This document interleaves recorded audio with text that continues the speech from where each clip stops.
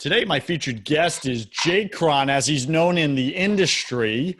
To those close to him, he's a dangerously dedicated executive strategist. And when he's not driving outcomes for industry-leading brands or launching products online, he's blessed enough to be married to Nicole.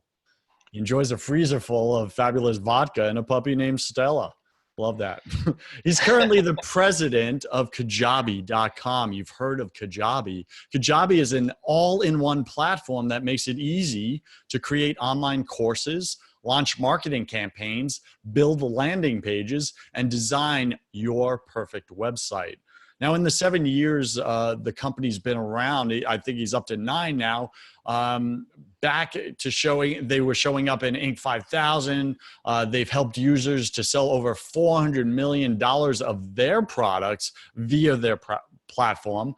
He was previously the GM of Success Academy, an ed tech and publishing company. And JCron enjoys the ability to travel for work and impact entrepreneurs like you, Startup Nation, executives he works with, and self-development seekers around the globe. His bio is extensive. So I literally just picked out like the core because this guy is seasoned. He's done it. So JCron, welcome to the show. And Startup Nation, you can find him at kajabi.com. That's spelled Kajabi.com. That's kajabi.com. Go see what he's up to in the world. But let's get into his entrepreneurial story. So JCron, welcome to the show. Go ahead and fill in some of the gaps in that intro, would you? Joseph, thank you so much, and beyond thrilled to be here on your first 100K podcast and get a chance to speak to your audience. It's funny when you're reading my bio, and I'm sure many of your listeners can relate. It's like, wow, did I really do all that? Like, has that really been how the story has gone? Because I sort of feel like it's really easy, especially in the social media generation we live in, to like pick your highlight reel, but not really talk about all of the massive failures and mistakes that led to the highlight reel. And one of the things for me that I've always laughed about is a maxim I heard very, very young, which is God watches out for fools and little children. And I like to tell people that I'm half and half.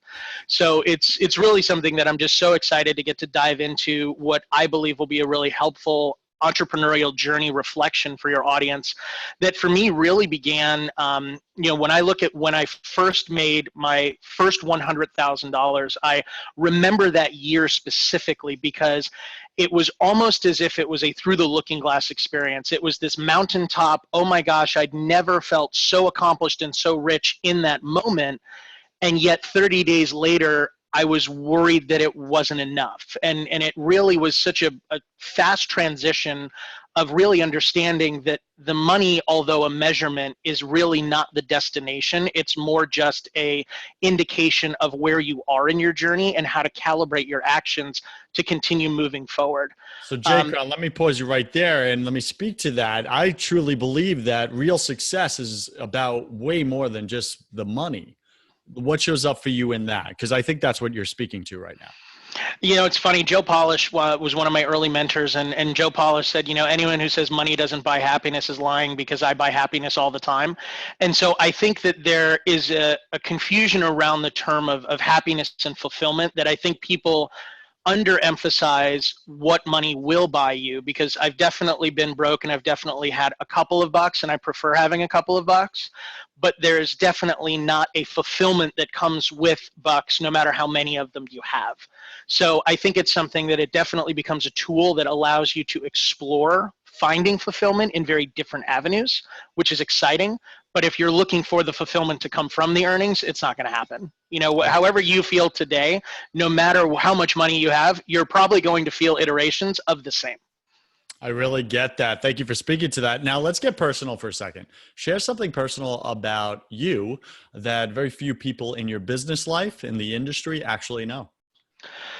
I would say that I take very little credit for my success other than just being willing to do the work when the inspiration or guidance was provided. So if you look at my first $100,000, I would love to give you the, westernized, pulled myself up by my bootstraps, did it with complete gumption and intestinal fortitude, and that's how it happened. But it's actually a lot less of a romantic story. It was really, I was in college, going to a small Lutheran school in Irvine, and I had moved to California from the Midwest, and this idea of money was very different for me. Like, I remember in the Midwest, if I ever saw like an S-Class Mercedes, it may as well have been a spaceship. It was like, I didn't even know people had cars like that. And then come to California and you see every shiny supercar imaginable on a weekend.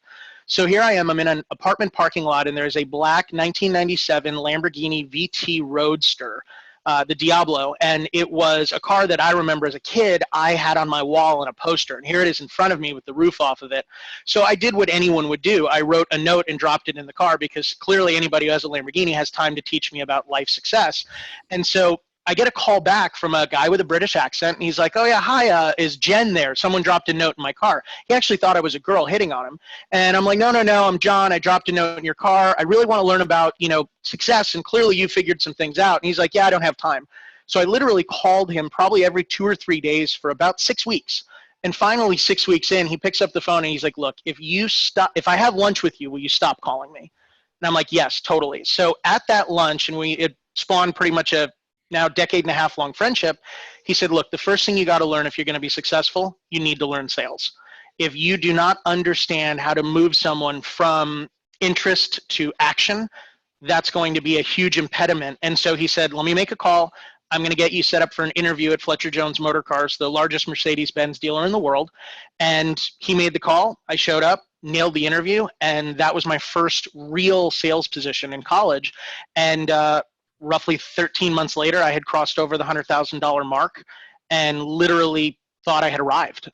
It was something that, for the first learning that I would say for those of you seeking your first 100K and are maybe in that, I guess I would call it challenging mental cycle of where to start, I think anybody starting with learning to sell will be well served by that being the first step. And I can also share how that led to my second 100K journey after transitioning out of the automotive business, unless, Joseph, there's anything you want to drill down into from that first iteration of my first 100K. So Startup Nation, first off, I really want you to sit with what JCron did there. He saw an opportunity that was so far out of his reach, right? That Diablo Lamborghini, and it was just like a spaceship to him. It was foreign to him, but he knew there was something there he wanted, couldn't articulate it, but he took the action.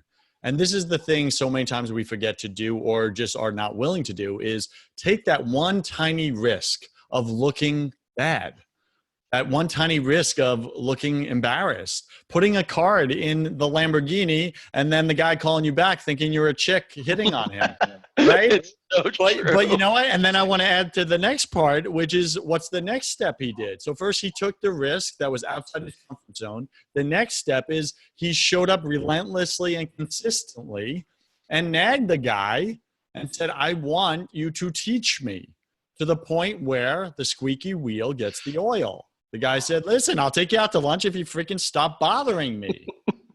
Well, that opened up an opportunity. Right. And then that conversation led to that individual putting his trust, his stamp of approval on JCron and making an introduction, which kind of springboarded his career. So I really want you to get the steps, the mechanics that happened within that story, Startup Nation. So JCron, thanks for breaking that down for us. I'm gonna shift the conversation a little, okay? Because I really want to get into this. Kajabi is what, people who know Kajabi, they're like, wow, such a big, successful company. Like, how did you do it? And I know you're the president, you're not one of the founders, but you've been in that story. You've watched the growth of the company. So first off, my audience loves context. So for those of them not familiar with Kajabi, tell us right now, how much gross revenue, and we do get into this on this show, gross revenue approximately did Kajabi do in the past 12 months? You could give a range for that safe, space as well. Sure. I mean, it's one of those things that for us at Kajabi, if you look at the company, we're now about to celebrate our 9-year anniversary. I definitely need to update my bio because our user base has not sold over 400 million. They've sold over 700 million worth of digital products in the history of the company. We will be showing up this year, hopefully for our 5th anniversary on the Inc. 5000.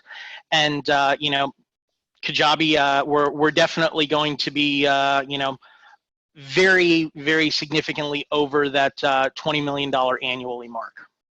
Congratulations. That's So fantastic. you'll see our updated numbers in Inc. 5000. I don't want to spoil the surprise, but it's a heck of a lot of fun. Now, let me ask you just a silly question, but it's relevant to the show. How long did it take the founders to hit the 100K mark with Kajabi from start date? So it's interesting, and this is what makes Kajabi such a unique story, and I think a very valuable object lesson for anybody looking at entrepreneurship, especially in tech, where tech is notorious for burning money to, hopefully find a business model. Kajabi has been bootstrapped and profitable since day one. There was no venture capital, no institutional investment. It was truly a study in finding a need in the marketplace, finding a minimum viable product to offer that marketplace. And the $100,000 mark was reached literally on day one of its launch.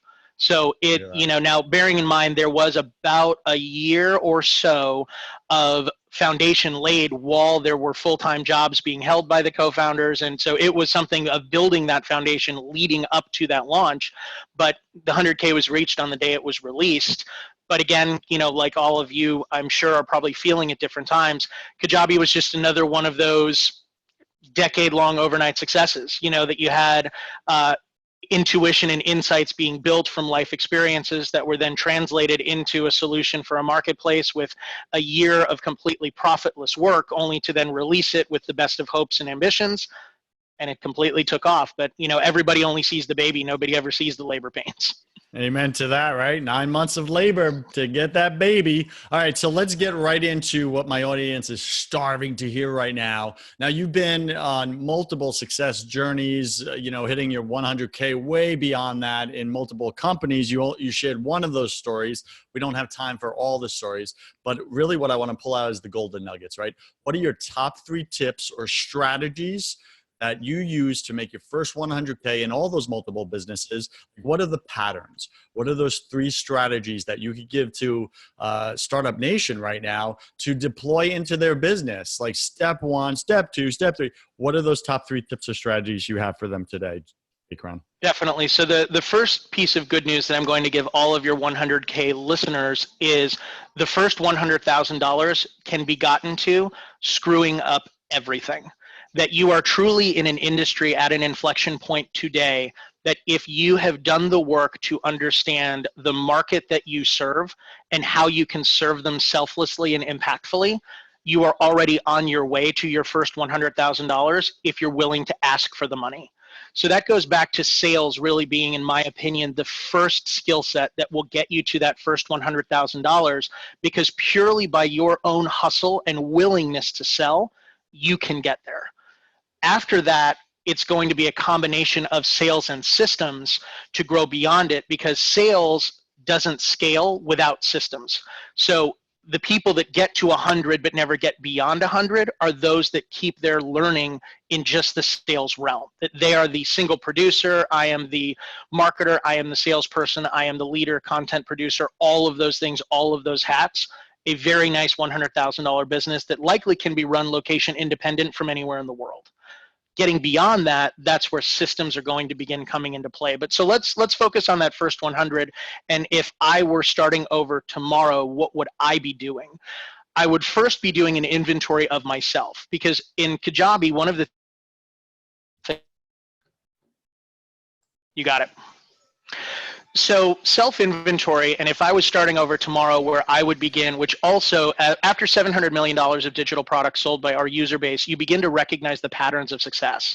The patterns of success that I would say are most closely tied to that self-inventory is understanding your personal gifts that you bring to the market. Where are you effortlessly capable and able to deliver results that amaze others, that for you, it was easy to accomplish? These are the areas that are your natural strengths. If you're wondering how to discover those, Dan Sullivan of Strategic Coach has a great exercise called your unique gift exercise, of going to 10 people in your life and asking them, why are you in relationship with me? What challenges, when confronted with, you think of me first? And as you uncover those gifts, then it becomes, okay, package that into something that you can sell to the market that serves. doing this is going to keep you in your areas of strength, which will hopefully fast track you beyond all the psychological garbage of, do I deserve the money? Do I deserve to be paid for my expertise? Do I deserve to be paid for my experience? By sticking with your strengths, you'll avoid a lot of that mental hurdles that will stop you from your first 100,000. So again, starting over from scratch, I've done my self-inventory. I know effortlessly where I play and how I bring value to the marketplace. Looking at me, probably going to be a combination of strategy and marketing, looking at ways for businesses to amplify their results through marketing, messaging, technology. That's going to be my unique gift. So I now know what my unique gift is. How do I package it? Well, then I'm going to have to ask myself, where do I best serve? Is it in person in a bespoke relationship that I drive deep? That's going to be, I'm going to find 3 customers, hopefully at $300 to $3,500 a month, that I'm going to be their fractionalized marketing guy. That's going to get me my $10,000 a month, assume 20 grand in operating expenses just for my time in advertising, getting me to that 100 grand a year. Or I may be someone who feels better in larger groups at lower price points, and maybe I'm going to start a Facebook community or a membership site where I'm going to be mentoring people on a daily, weekly, monthly basis, and I'm going to be charging them, let's say, $200 a month, which means I'm going to need 50 people to get to that $10,000 a month level, and that allows me to now serve a market in a completely different way. So I'm going to really find the sweet spot of my skill set, my price point, and what's working in the marketplace today, and then I'm going to take that $100,000 goal and back into it, so I end up with my unit metrics that inform my pricing and product mix. And then I'm just going to start selling my butt off. I'm going to be checking out Upwork, Facebook groups. I'm going to be hopping on LinkedIn and looking at industry-specific user groups that I believe I can add value to. And I'm going to pursue it from a service-first mentality. Nobody wants to know what you sell. They want to know how much you care and how much value you're offering to the marketplace. So I would be looking at content strategies, Facebook Lives, videos that are impactful, consumable, and will drive results or perspective shifts for that market. And if you do that long enough, you can't stop people from reaching out to you for your help because they're just so excited with the value you're adding. You almost don't have to sell. It's just going to be more being willing to ask for the money when they ask you how you can help them. So that would kind of be my, I guess I would say my first 100K business plan. And Joseph, your experience and everything you've done, I would love to know what you're finding some of the common obstacles are on that first 100K journey that maybe our data set from Kajabi could help inform, some unique ways to take on those obstacles. Yeah, well said. So what I see show up, the biggest thing is the mental game. It's all that internal chatter. And I like that you spoke about, hey, if you get your self-inventory right, Startup Nation, and you really get where's your flow, then you're going to avoid a lot of that self-sabotage that happens year one. I get that. I don't think it avoids all of it. And I think a lot of people can get their knees knocked out from under them before they get right to where the finish line is as far as their first 100K. So I would say with Kajabi, if you could speak to that mental game, and I know I'm giving away a little bit of what I specialize in, is speaking to that first 100K group. And I think there's probably a possible win for both of us partnering in some capacity and me bringing this audience, et cetera. But what does that look like where you can create products, services, webinars, all these types of things for that mental game of the entrepreneurship that my audience times 100x across the platforms are all wrestling with the same thing? How do I get past myself so that I could get into the very thing I'm being called to do? Mm-hmm. So I would say that one of the things I find in common with a lot of our user base at Kajabi, especially the ones that find success faster, is they actually approach the business in reverse of the way most people approach the business. That individuals will look at, okay, I want to get to my first 100K in this business. And so I need to build a business that scales. I need to start from that perspective.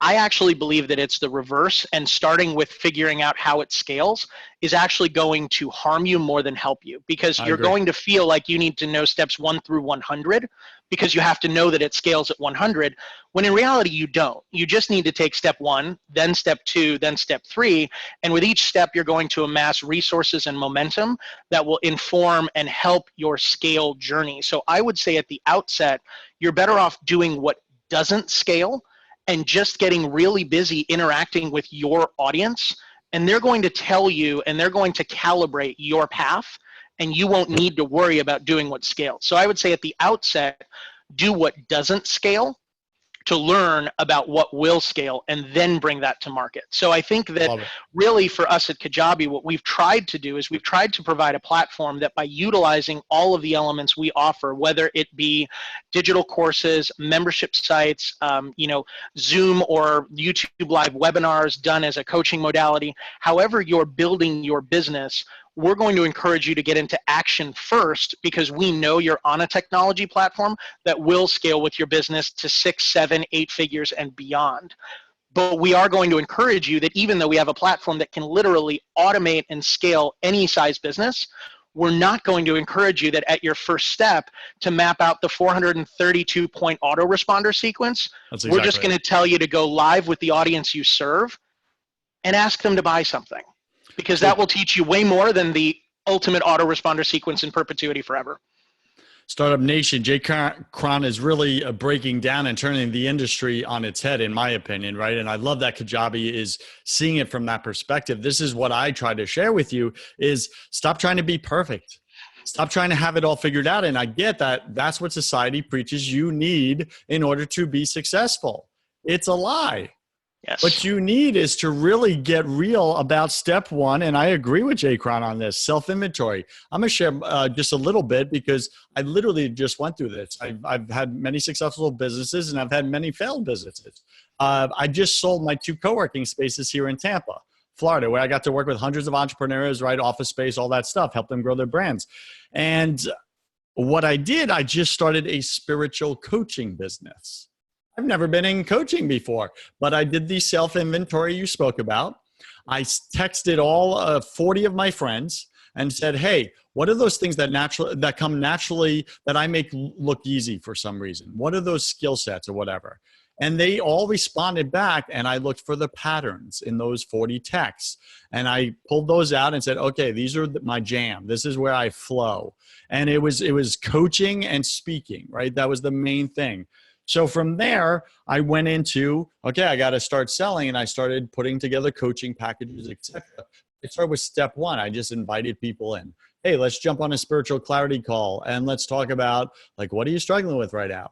What do you want in your life right now that's missing? And then let's talk if you want to work together. And from there, I'm already tracking the first 100K a few months in. It's going to happen in 2019 already in this new business. So I'm like redoing it firsthand as a success story for my audience. Well, what I love about your business specifically, Joseph, that I think maybe your first 100K individuals would want to know, but they might not see it because it's right in front of them, is that for a lot of individuals approaching entrepreneurship, they still have old world views of what a business has to have to be successful. It has to be large enough that there's a giant market that I can go after, because they're forgetting how specific you can now be in the audiences you have access to. That, previously for me to start a business, let's say, and by the way, this is an actual business that has made over $100,000 in Kajabi, but it's a business on core strength exercises for horses. So there's a type of horse called dressage where horses actually dance and move, and they need strong abs to do that. I don't have any abs. Apparently horses need abs to do this. So literally this is a 100,000 and beyond course that teaches core strength exercises for horses. Now someone would look at that and say, whoa, wait a second. How in the world can you build a business around something that specific? And you're thinking old world where it's like television, newspaper, radio, that I would need to find a broad-based advertising methodology to access a big enough market that the 1/10 of 1/100th of 1% that know about horse ballet will be able to get accessed, and I will be able to ROI that investment. Whereas today, for pennies a click, thanks to social media targeting, I can now access that audience that is hyper specific and hyper tuned into my message, and I can build a 6-figure business in something that a decade ago or 2 decades ago would have never been able to be built, because I wouldn't be able to access that market. That it sounds almost unfair to say that it has never been easier to truly build a business you love in a hyper specific niche, but it truly has never been easier. And Kajabi and the $700 million sold by our users is living proof. Like, I could literally spend 10 podcasts giving you the most random, wild examples of businesses that you would never know are businesses. And they are growing, succeeding, and 6-7 figures and beyond in niches that you wouldn't even know were businesses that are accessible today. So you are only limited by your creativity and your willingness to serve the market that you want. Those are the only limitations I see. I agree with you completely. And this is a theme that comes up on the show over and over again with my guest is, where did they make their first 100K and beyond? It was when they went 3 levels deep in their niche. And it was on the 3rd level when they started making money. Yep. And to the outside world, it's like, people pay for that? It's like, yes. And there's a large group of them that pay for that. And it's really easy to market to them because I'm the only one in the effing space. Mm-hmm. I am the What's so exciting about that, in the way that I think there is such a brilliance that to some people, they might not see what you're doing. I know you know what you're doing, and I know that they're going to see that happen as the business grows, is everybody thinks, I want to approach a big market, but really the strength is concentric circles, and I want to approach the smallest market possible to prove my skill set and be able to have a unique message that resonates so much that I don't even need to sell it, that it literally, by virtue of me being in that market wants to come to me. And then with the success, momentum, and resources that come from that market, I then go one level broader, and then I go one level broader, and then I go one level broader. With it, each market you address, the social proof you've built in that tiny market can be applied for credibility, and applied for credibility again, and applied for credibility again. And you end up with this orders of magnitude increase by being able to leverage what you did in a very small space into a larger and larger and larger space. I agree completely with you. I think you're spot on. And it follows your 3-step strategy, which is the self-inventory to get that targeted 3-level deep niche. And then the sales, start selling it almost effortlessly because you're speaking right to the person with the pain. And then as you scale out, then you start to build the systems of infrastructure around so you can continue to scale. It's spot on. JCron, great show. We're already out of time. That's how it goes, when you're really getting into the gold. I love it. All right, so we're speaking with JCron. He is the president of Kajabi. You can find him at kajabi.com. That's kajabi.com. Go check out what they're up to. Go build your business on their platform. I know I have close friends. I work with Hank Norman out of New York. You know him and stuff, right? And he's building a Star Powers on your platform and some other things. So really great. I'm a huge fan of Kajabi. Let's get into my favorite part of the show, JCron. Welcome to the hustle round. All right. I'll ask you 10 quick fire questions. You'll have about 3 seconds to answer each. Don't overthink it. It's just for fun. Are you ready, sir? Let's roll. All right. What's your favorite thing about being an entrepreneur? Freedom. Got it. Control my own schedule. What's your least favorite thing? Imposter syndrome, wondering if I really deserve it or know what I'm doing. That's literally the number one thing that comes up with my guests on this show, regardless of they made the 100K or 100 million last year. What are you most afraid of? Not fulfilling my potential. Got that. What did you spend way too much time doing your first year in business? Netflix. Got it. What secret fear do you have about people?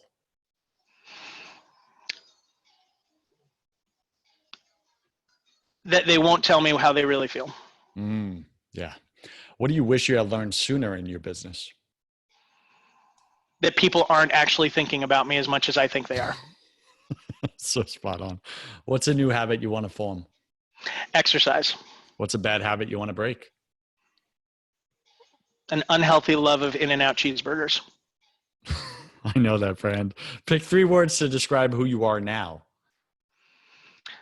Dedicated, strategic, hilarious. Pick 3 words to describe who you are your first year in business. Excited, confused, scared. Got it. And last question, JCron, if you could come back to life, look your after you died, look your family and friends in the eyes and give them only one piece of advice, what would you say to them?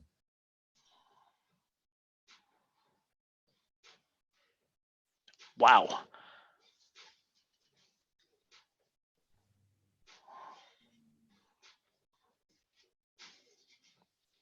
Serve others. Serve others. Startup Nation, serve others. Any final wisdom? What's the one thing you want my audience to know, my listener to know about making their first 100K this year in the next 12 months? I would change the questions you're asking yourself, and rather than continuing to believe that it's not you, start asking why not you. If you look at every self-limitation you have, there is somebody in your life that is close enough or 1 degree away that has proven that your limitation is not a limitation for them. So why should it be for you? Startup Nation, look for the Lamborghini Diablos in your life. Those are exactly what he's saying. So what's the best way for Startup Nation to get in touch with you, JCron?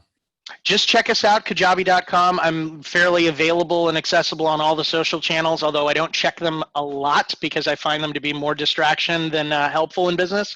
But I would say that Kajabi.com, if any of you right now are struggling with technology overwhelm and you feel like you've been playing business rather than doing business, trying to connect complex platforms or getting mired in figuring out how technology works, that's not the magic in the business. The magic is you, your story, and how you're serving your market.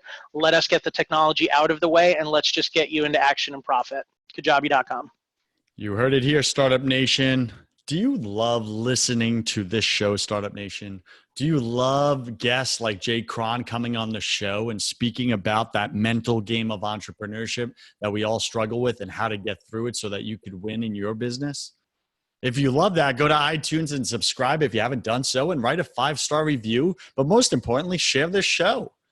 I like to say, stop being selfish with good content. Sometimes we do it. We keep it all to ourselves and we don't share it with people that in our life that we love and we want them to win too. Share the show.